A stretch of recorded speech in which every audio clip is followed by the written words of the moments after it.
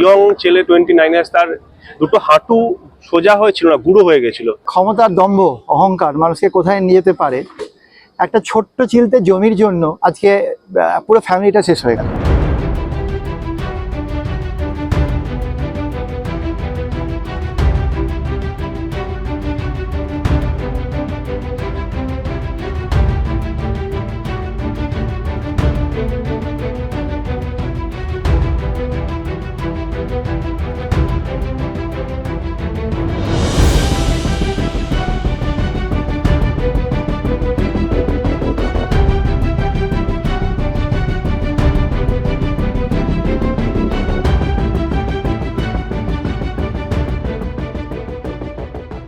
প্রথমেই বলবো যে ক্ষমতার দম্ভ, অহংকার মানুষকে কোথায় নিয়ে যেতে পারে। একটা ছোট্ট চিলতে জমির জন্য আজকে পুরো ফ্যামিলিটা শেষ হয়ে গেল। ওরা কিন্তু যখন মারছে চারজন মিলে, তখন কিন্তু ওরা হাতে পায়ে ধরে বলেছে ছেড়ে দাও, আমরা কেস তুলে নেবো। তখনও তারা শোনেনি।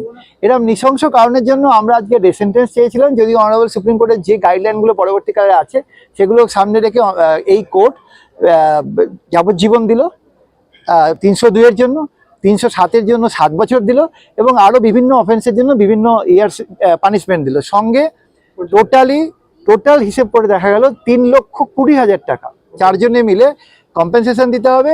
যেটা ভিকটিম মানে এই কেসে যে মা, যিনি সাক্ষী দিতে এসেছিলেন, যিনি ওই সময় যাকেও নৃশংসভাবে মারা হয়েছিল, ন্যারোলি উনি বেঁচে গেছেন, তাকে 3,20,000 টাকাতে দিতে হবে।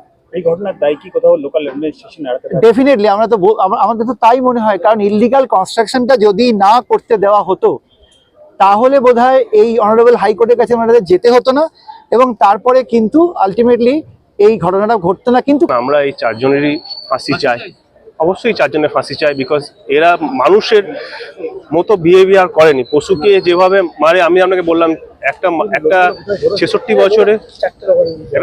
বছরের বয়স, একটা 66 বছরের বয়স্ক ফিজিক্যালি এবেলড মানুষকে যদি কেউ 14 বার মেজর আঘাত করতে পারে, এবং একজন ইয়ং ছেলে 29 ইয়ার্স, তার দুটো হাঁটু সোজা হয়েছিল না, গুঁড়ো হয়ে গেছিল, হাত পাগুলো গুঁড়ো হয়ে গেছিল।